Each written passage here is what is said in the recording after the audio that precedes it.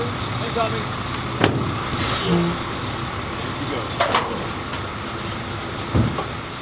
So we're basically escorting to a certain location and providing security 360 up until we get there.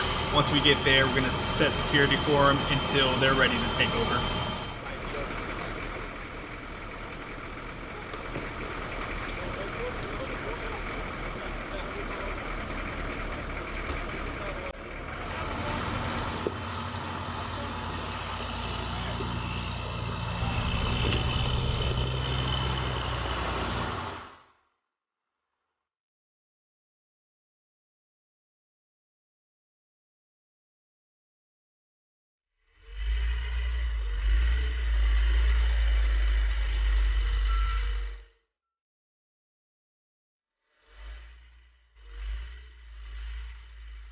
So the mission of the SEABEEs is to go where needed and provide construction support, whether that be wartime, peacetime, humanitarian efforts, anywhere around the world at any time.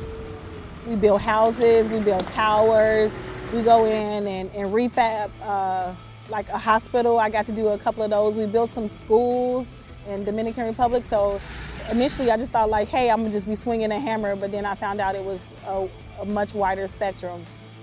It's pretty remarkable being in such a unique field of the Navy, because there's so many times where I introduce myself to people and they ask me what I do and I tell them I'm in the Navy, and they always ask, well, are you on a ship? What ship are you on? And I'm like, no, I'm actually on the ground. I'm with the SEABEEs. And that's always the first question, what are the SEABEEs? And we are a fully functional construction force that can deploy anywhere in the world and provide support, take over units of land like how we are here in this field, and defend it. So we are a very unique force.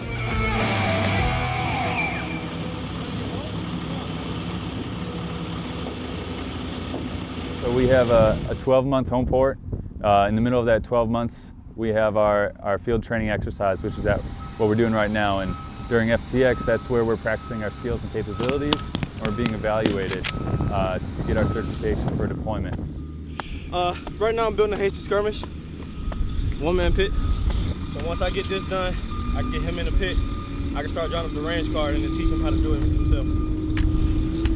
We practice this, you know, because it can boil down to us having to do it for real. And like I say, I want to practice the way I'm gonna really do it in real life. So we do this, you know, based off, you know, everything we learn, we bring it all together, and then just amplify it, implement it, and get it done. But I guess you could say the biggest reason we do this is because we SEABEEs, man. It's what we do. It's just what we do, man.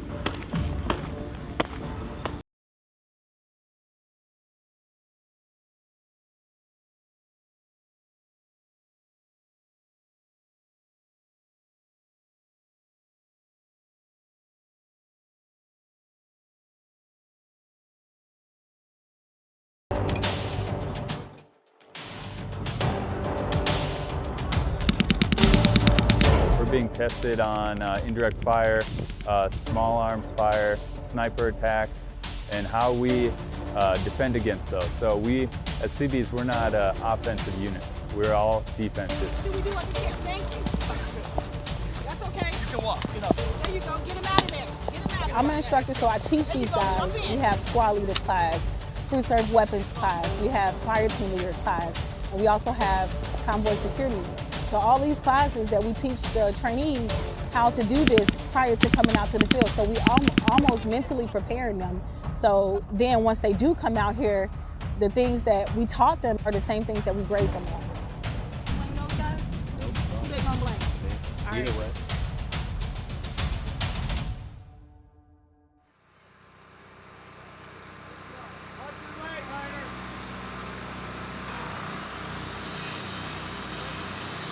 So when I first joined, I would compare it to being, a day laborer on a construction site, swinging a hammer, doing this, doing that.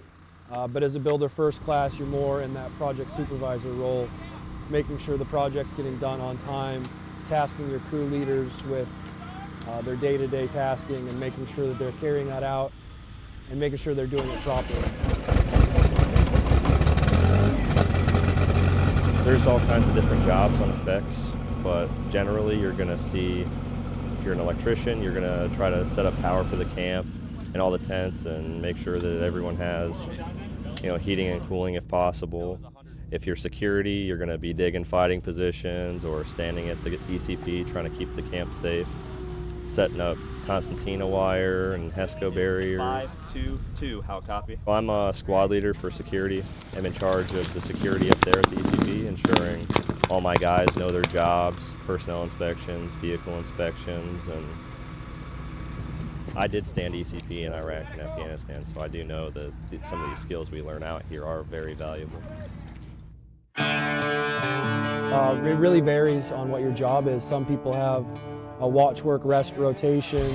Me on the project, I'm just going to have a long work rotation unless they want me to go stand some watches.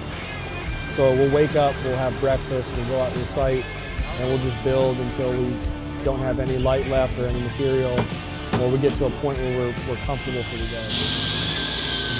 In a few months we'll have our NIAX, which is our integrated exercise. So we'll be working with EOD, we'll be working with Coastal River Marine Squadron, and it's just one more step further, practicing our capabilities to work with other units. We also work with, we've got 19 Marines out here from the 8th Engineering Support Battalion. Today we might be in Gulfport, Mississippi. Tomorrow we might be in a desert. We might be in Japan. We might be in Korea. We might be anywhere in the world. So we have to be prepared for whatever comes up.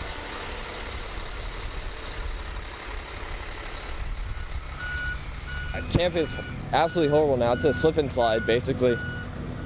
My daily routine right now is I have 8 hours of entry control point, sentry watch, which is just letting people in and out of the camp and being the first line of contact to anyone who wants to see the camp.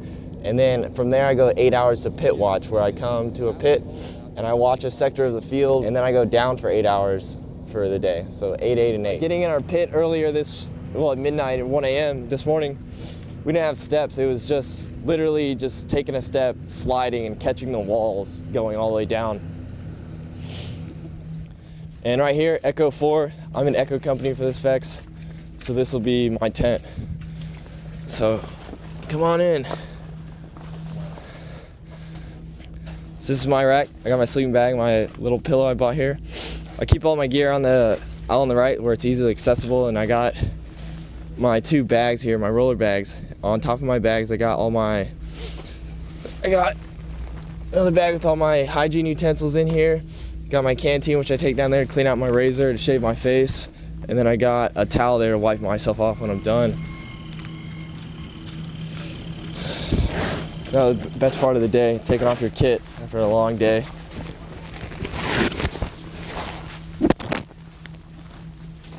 Coming out of high school, coming here, I didn't even know what the SEABEEs were a thing.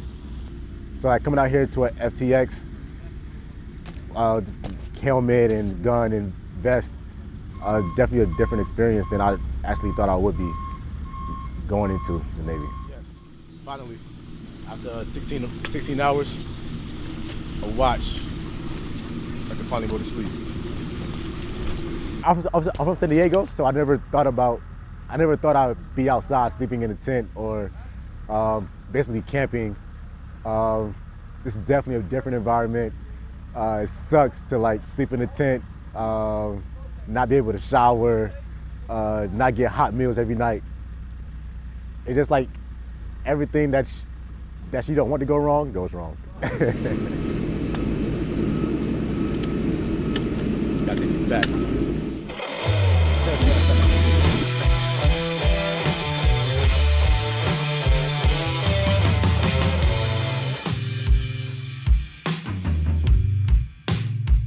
Take a look straight in the mirror. Take a look at myself. Rub these weary eyes. I can just stay in my bed. Get dressed, take a walk. The unique thing about field life is probably just the overall atmosphere of it.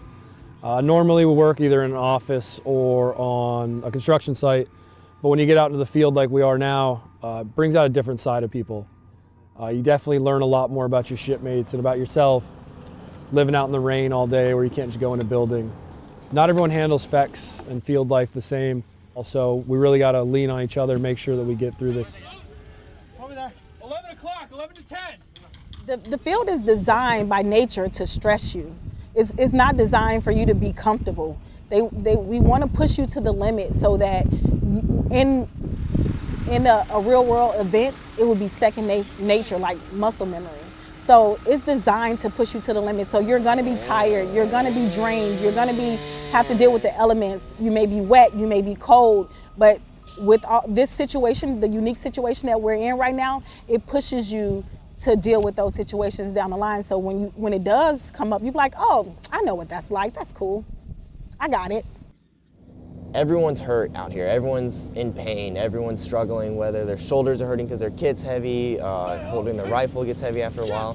So you're standing in such long watches, and it can be miserable conditions. At 1 a.m. today, it started pouring down rain on me and my pit mate, and we didn't even have our tarp up yet, so we had to get that up.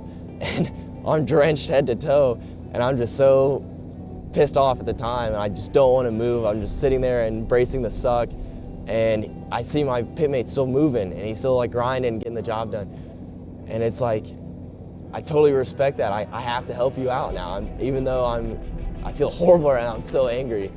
I'm not gonna let you do this by yourself. I'm gonna help you out. And I know if the tables were turned, he would be right there with me, and he would be helping me out too. Your shipmates, they become your family, and you depend on them, you rely on them. But then you have your actual family who, you know, your kids or your husband or your wives or your mom or your dad, and they almost become your extended family. So you have to learn how to like mentally prepare yourself to be in that situation. It's definitely a tough thing. You got to make sure that if you are married or something, that you have the right person that's with you, that's willing to be committed for that kind of thing. I'm married with a kid, so it's always an adventure for sure with that. Now that my son's 9, it's a little more tough. There's definitely a lot of good, and there's quite a bit of bad. You just got to wonder, you know, is it worth it? And for me, my family's taken care of, I'm taken care of. I have a lot of pride in what I do. Military service is a family tradition. I think when I retire from the Navy, what I'll take from it the most is I learned a lot about personal responsibility, integrity. I didn't always do the right thing before the Navy, and even when I was junior in the Navy. But I think I owe a lot of who I am now to what I've learned in the SEABEEs and in the military in general. It's a lot of hard work, no doubt.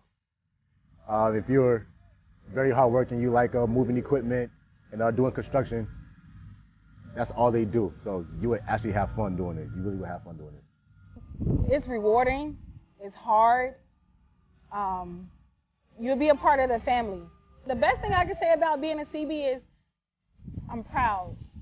And they will be proud too, because you can, I know I've sent things home and I'm like, Mom, look, I did this. And my mom like, wow, you did that? I'm like, yeah, I did that.